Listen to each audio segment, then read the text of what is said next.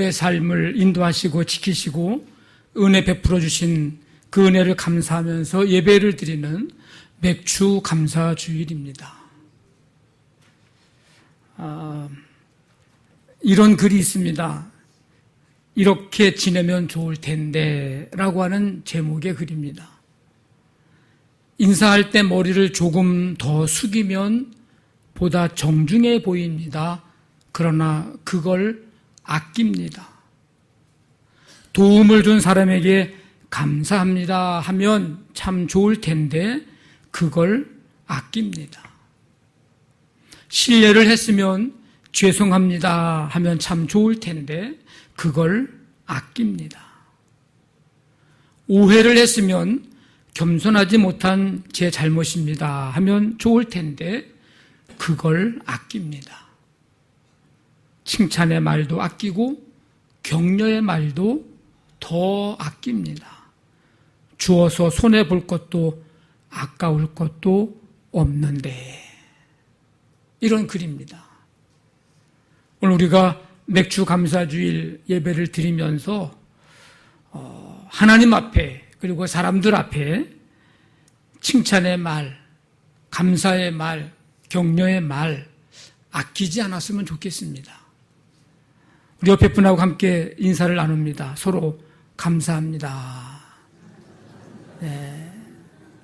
뭘 감사할지 모르겠지만 하여간 감사합니다. 예, 감사합니다. 이 말을 아끼지 않았으면 좋겠어요. 한번 따라해 보겠습니다. 하나님, 감사합니다. 네, 이 말도 아끼지 않았으면 좋겠어요.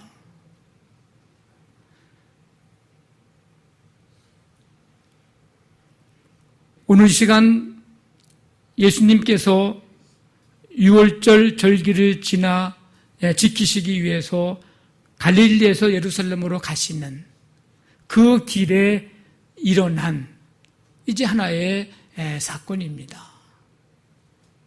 예수님이 6월절을 지키기 위해서는 갈릴리에서 예루살렘으로 가시려면 반드시 사마리아를 지나가셔야 합니다. 근데 사마리아 사람들이 예수님을 편안하게 사마리아 지나가도록 길을 열어주실 리가 없습니다. 그래서 그 사람들의 배척이 염려가 돼서 사마리아와 갈릴리 사이에 난 길로 이제 예수님이 가시게 됩니다. 정확한 지명은 알 수 없지만 어느 한 마을에 이제 지나가시다가 들어가셨는데 거기서 10명의 나병 환자들이 예수님을 멀리서 보고 이렇게 외칩니다. 예수 선생님이여, 우리를 불쌍히 여기소서. 전염성이 있지요. 하나님께 저주받은 병이라고 알려졌죠. 그러니까 이들은 사람들과 격리돼서 생활합니다. 사람들에게 가까이 갈 수도 없고 다른 사람들이 가까이 오지도 않습니다. 그러니까 예수님 앞에 좀 가까이 갔으면 좋겠는데 좀 그럴 상황이 아니니까 멀리 서서 그저 예수님께 소리를 지르는 거예요. 예수 선생님이여, 우리를 불쌍히 여기소서. 예수님이 그 소리를 들으시고 응답을 하시는데 가서 제사장들에게 너희 몸을 보여라. 이 10명의 나병 환자들이 예수님의 그 말씀 듣고 이제 제사장들에게 가다가 나병이 깨끗함을 받은 것을 알게 됩니다. 그런데 이 10명 중 단 한 사람만이 자기 몸이 다 나은 것을 보고 큰 소리로 하나님께 영광을 돌리며 예수님께 돌아옵니다. 그 사람은 예수님 발 앞에 엎드려서 감사의 마음을 표현합니다. 그랬더니 예수님이 뭐라고 하시냐면 10사람이 다 깨끗함 받지 않았느냐? 그 9은 어디 있느냐? 이 이방인 외에는 하나님께 영광을 돌리러 돌아온 자가 없느냐? 물으십니다. 그러면서 그 한 사람에게 이렇게 말씀하시죠. 일어나 가라. 내 믿음이 너를 구원하였느니라. 오늘 이 사건은 나병을 고침받았다고 하는 이 치유 자체에 중심을 두고 있는 말씀이 아니고 치유받은 자들의 반응에 중심을 두고 있는 말씀입니다. 10명 모두 놀라운 이 치유를 경험했는데 그 가운데서 한 사람만이 하나님께 영광을 돌리며 돌아와 예수님 앞에 엎드려 감사의 표현을 합니다. 이 10명의 치유받은 나병 환자, 이들은 오늘 이 시대에 죄악에서 구원받고 건짐받은 우리들이 바로 이 10명의 나병 환자입니다. 문제는 마땅히 하나님께 영광을 돌리고 주님 앞에 엎드려야 할 유대인 9사람은 어디를 갔는지 뭘 하는지 알 수 없다는 것이고, 유대인들이 들으면 깜짝 놀랄 사마리아 사람 한 명만이 하나님께 영광을 돌리며 주님 앞에 엎드려 감사의 표현을 하고 있다는 것입니다. 9명 치유의 기쁨에 빠져서 하나님께 영광을 돌리는 것을 잊었거나 생각하지 못한 사람들입니다. 9명 예수님 때문에 치유받았음에도 불구하고 예수님을 별다르게 생각하지, 대수롭게 생각하지 않은 사람들입니다. 예수님도 이런 상황을 아시고 안타까움과 서운함을 표현하시는 질문을 던지시죠. 10사람이 다 깨끗함을 받지 아니하였느냐? 그 9은 어디 있느냐? 하나님께 영광 돌리는 삶, 이 삶은 하나님께서 우리에게 원하시고 기대하시는 삶입니다. 하나님은 우리를 통해서 영광을 받으시기를 원하고 계십니다. 하나님께 영광 돌리는 삶, 이 삶은 하나님을 믿는 사람이라면 마땅히 살아야 할 삶의 모습입니다. 그렇다면 하나님께 영광 돌리는 삶은 어떤 삶일까? 오늘 말씀에서 좀 찾아보면 그 삶은 하나님을 찬양하는 삶입니다. 14절, 15절 말씀에 보니까 그들이 가다가 깨끗함을 받은지라 그 중에 한 사람이 자기가 낳은 것을 보고 큰 소리로 하나님께 영광을 돌리며 돌아와. 큰 소리로 하나님께 영광을 돌리며, 이 큰 소리로 하나님께 영광 돌린다, 이 말은 큰 소리로 하나님을 찬양하며 그런 뜻입니다. 처음에 이 10명의 나병 환자들이 예수님을 만나 멀리 서서 다 함께 10명이 한 목소리로 소리를 높여서 한 말이 무엇입니까? 뭐라고 얘기했어요? 우리를 불쌍히 여기소서. 10명이 다 큰 소리를 지른 그 말은 우리를 불쌍히 여기소서. 불쌍히 여기셔서 나병에서 고침받게 해주셨는데, 지금 큰 소리로 하나님을 찬양하는 사람은 10사람이 다여야 하는데 한 명의 나병 환자였던 사마리아 사람뿐입니다. 자기들이 아쉬울 때는 큰 소리로 함께 합창하듯 불쌍히 여겨달라고 소리를 지르고, 이제 다 나았으니까 9명은 어디 간지 모르고 한 사람만이 그 예수님을 불쌍히 여겨달라고 큰 소리로 했던 그 모습 그대로 이 한 사람만이 하나님을 큰 소리로 찬양하며 영광을 돌리는 사람, 한 사람뿐입니다. 찬양이라고 하는 사전적인 의미는 아름답고 훌륭함을 크게 기리고 드러냄, 이게 뜻입니다. 하나님을 찬양한다고 하는 것은 노래로 하나님의 은혜를 기리고 하나님을 높이고 하나님을 드러내는 것입니다. 우리가 하나님께 영광을 돌려드리는 최상의 방법, 최상의 길은 찬양하는 길입니다. 제사장에게 가는 길에 자기 몸이 다 깨끗함을 받았다고 하는 것을 알게 된 사마리아 사람, 이 사람은 큰 소리로 하나님을 찬양합니다. 단순히 소리가 컸다는 것을 말하는 것은 아니에요. 몹시 놀라고 감격하고 진심을 다해서 찬양했음을 큰 소리로 라고 하는 표현으로 한 것입니다. 우리가 찬양 드릴 때 큰 소리로 전심으로 찬송한다는 것은 그저 내가 목소리 크게 하는 것을 말하는 게 아니에요. 여러분이 얼마만큼 더 하나님을 정말 전심으로 하나님을 향해서 찬양하는가에 대한 여러분의 그 마음을 측정할 수 있는 또 하나의 표현입니다. 누가복음 13장에 보니까 예수님께서 안식일에 한 회당에서 안식일에 회당에서 가르치시는데 18년 동안 귀신 들려서 앓고 꼬부라져서 조금도 펴지 못하는 한 여인이 있었습니다. 예수님은 그 여인을 보고 이렇게 말씀하셨어요. 여자여, 네가 내 병에서 놓였다. 그리고 안수하시니 여자의 몸이 곧 펴졌습니다.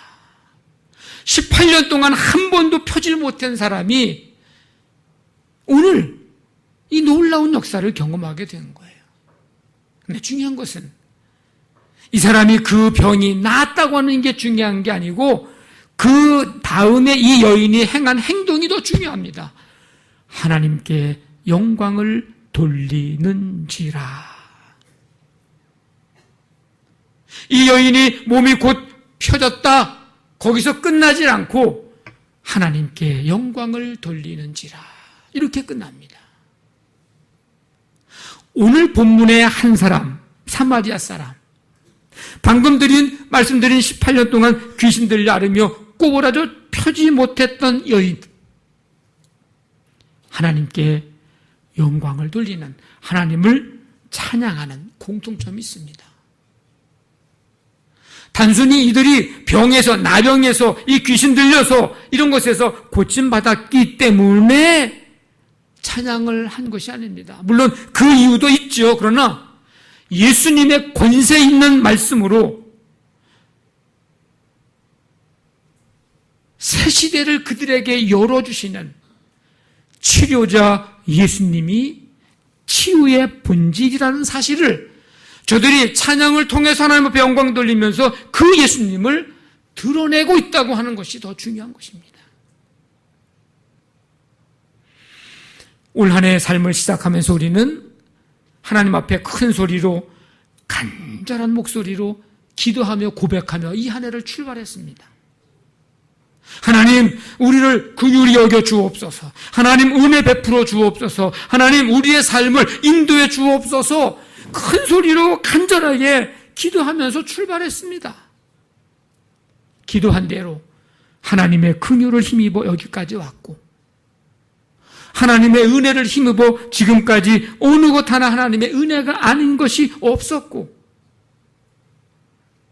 우리의 삶을 심하다 때마다 가장 선한 길로 인도해 주셨습니다. 그랬으면 오늘 후반기를 시작하는 이 첫날에 우리는 큰 소리로 하나님을 향해 찬양 드림이 마땅한 일입니다.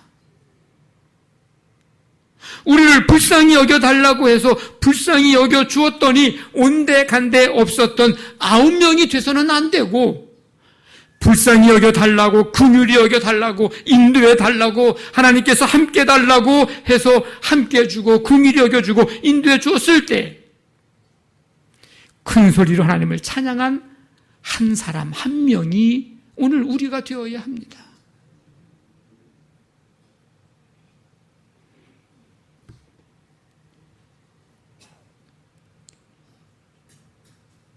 우리를 죄에서 건져주셔서 새 시대를 열어주신 하나님께 찬양으로 영광 돌리십시오. 지난 6개월을 우리가 숨쉬며 살아올 수 있었음에 하나님 앞에 찬양으로 영광 돌리십시오. 게으르고 나태하고 불충성하고 연약하고 부족한 모습이었지만 변함없이 사명 맡겨주시고 변함없이 은혜 베풀어 주신 사랑해 주신 하나님께 찬양으로 영광 돌리십시오. 우리를 긍휼히 여겨주신 하나님, 은혜 베푸신 하나님, 가장 선한 길로 인도하신 하나님, 그 하나님 앞에 찬양으로 영광을 돌리십시오.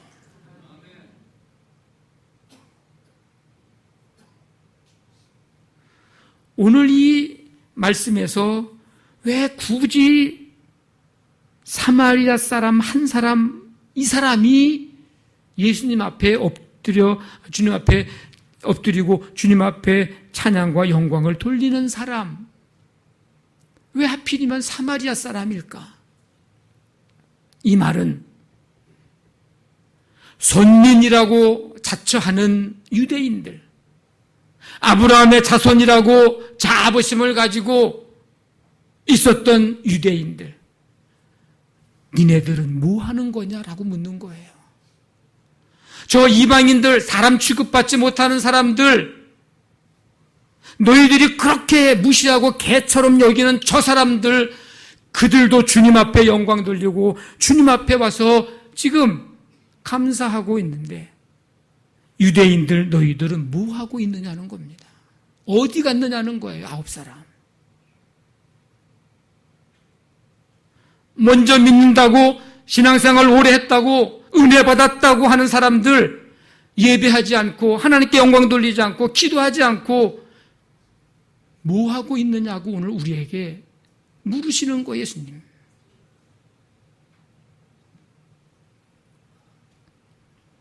지나온 삶을 돌아보면서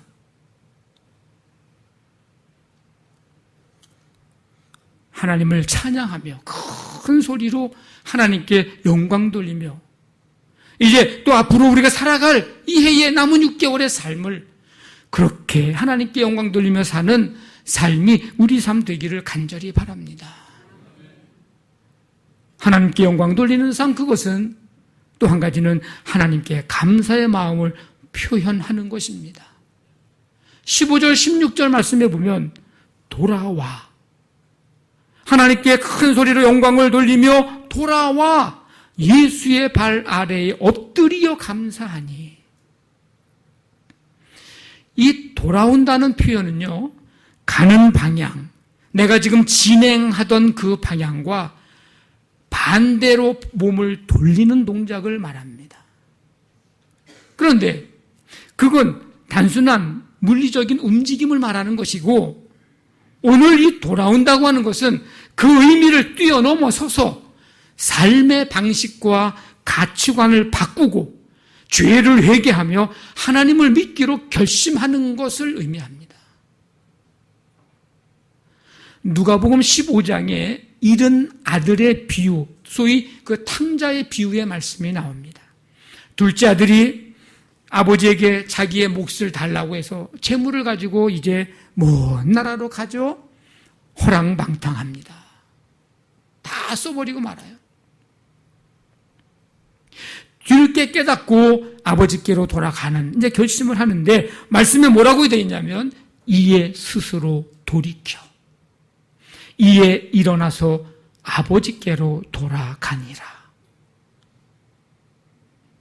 단순히 그냥 집 나왔던 아들이 아버지가 있는 집으로 왔다고 하는 그런 의미보다는 돌이켜 집으로 아버지께로 돌아갑니다. 이것은 그의 이제 삶의 방식, 그의 삶의 지금 가치관, 이거 이제 바꾸고 회개하고 아버지께로 새로운 모습으로, 새로운 마음으로 돌아왔다는 것을 말합니다.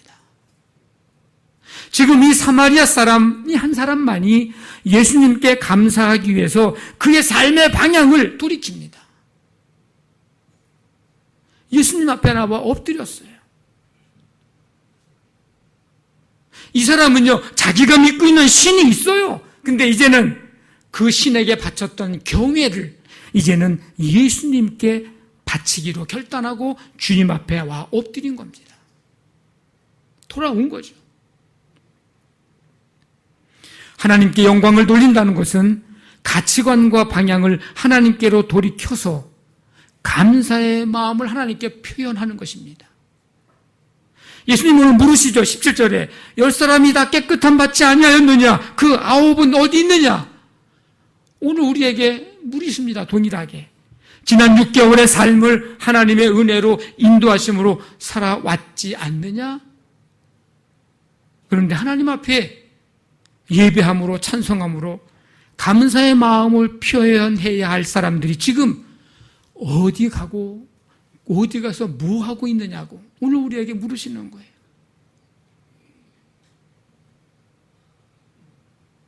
우리가 한 주간을 살아가면서 하나님의 은혜가 얼마나 큰지, 하나님의 사랑이 얼마나 큰지, 우리가 그런 은혜와 사랑 가운데 살고 있는지를 깨닫고 있다면, 그렇게 깨닫고 살아간다면 그 은혜, 그 사랑에 대한 감사의 마음으로 이 거룩한 주일에 하나님 앞에 나와 감사함으로 예배 드림이 마땅하고 감사로 찬양 드림이 마땅한 일입니다. 여러분, 무엇으로 하나님께 어떻게 감사의 마음을 표현하시겠습니까? 예수님 앞에 엎드리십시오. 16절에 예수의 발 아래에 엎드리어 감사하니. 예수님 앞에 엎드림은 주님 의지하고 주님의 능력을 의지하는 것입니다. 예수님 앞에 엎드림은 나의 삶의 주권을 주님 앞에 드리는 것입니다. 이 예배한다고 하는 말의 어원도 주님 앞에 엎드린다라는 뜻이 담겨져 있습니다. 우리가 주일날마다 주 앞에 나와 예배하는 이 시간은요, 하나님 앞에 엎드리는 시간이에요. 하나님께 감사의 마음을 표현하는 것, 이 감사드리는 것이 왜 그리 중요할까? 하나님께 감사할 때에 우리의 삶의 순간순간을 도우신 하나님의 손길을 그 감사하는 사람이 볼 수 있다는 것입니다. 하나님의 사랑이 그들의 눈에는 보이고요. 하나님의 긍휼하심이 그들의 눈에는 보인다는 겁니다. 어떤 사람이? 하나님 앞에 감사하는 사람이에요. 하나님 앞에 감사할 때에 우리와 걸음걸음 동행하셨던 그 주님의 걸음이, 주님의 발걸음이 그들의 눈에는 보이기 때문입니다. 그래서 하나님 앞에 감사한다고 하는 것은 너무나도 중요한 거예요. 감사는 하나님이 하신 일을 기억하는 것에서 출발합니다. 어떤 일로 감사하든 그 일을 이루신 하나님을 기억한다면 우리는 감사할 수 있습니다. 9사람은 제사장에게 가다가 나음을 이제 보게 되죠. 제사장에게 가기 전에 이미 나음을 보게 됩니다. 야, 이제 내가 정상적인 삶을 살아가겠구나. 정상적인 삶으로 돌아갈 수 있다는 그 기쁨이 너무 커서인지 예수님께 대한 감사를 그만 잊어버리고 말았어요. 빨리 제사장에게 가서 이제 내 병이 완치되었다고 하는 인증을 받고 가족과 공동체로 마을로 돌아가려는 생각이 앞서서인지 예수님에 대한 감사를 잊고 말았습니다. 하지만 이 사마리아 사람은 자신을 고쳐주신 예수님을 기억합니다. 고침받을 수 없는 이 병에서 깨끗함을 받은 것은 전적으로 예수님의 능력에 의한 것임을 이 한 사람은 기억합니다. 주님 앞에 돌아와 엎드려 진심으로 감사의 고백을 드립니다. 여러분, 은혜를 잊지 않으면 감사할 수 있습니다. 은혜를 잊으면 감사할 수 없습니다.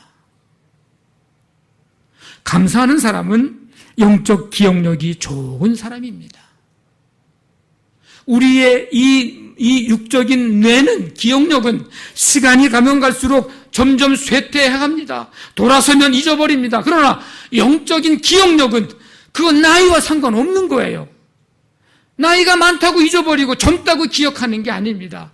영적인 기억력은 그런 게 아니에요. 누가 감사할 수 있는가? 영적인 기억력이 있는 사람. 9사람 가만히 한번 생각해 볼 때 정말 이들에게 감사의 마음이 없었을까? 분명히 있었을 거예요. 사람이라면 그들의 마음속에 감사하는 마음이 있었을 겁니다. 그런데 왜 예수님 앞에 엎드려 와서 감사의 표현을, 고백을 하지 않았을까? 그들은 감사를 뒤로 미룬 거예요. 뒤로 미룬 거예요.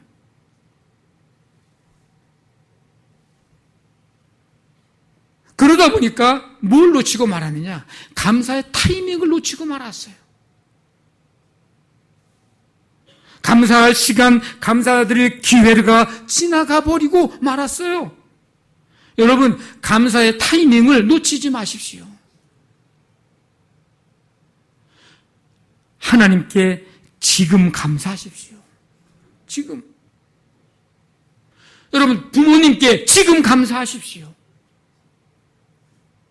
이웃들에게 지금 감사하십시오. 선생님들에게 지금 감사하십시오.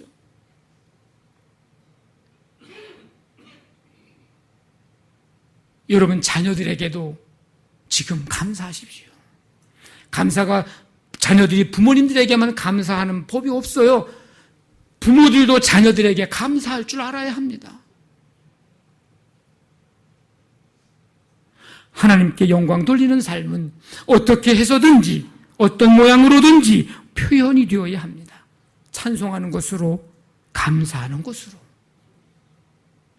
너희가 먹든지 무엇이든지, 너희 먹든지 마시든지 무엇을 하든지 다 하나님의 영광을 위하여 하라.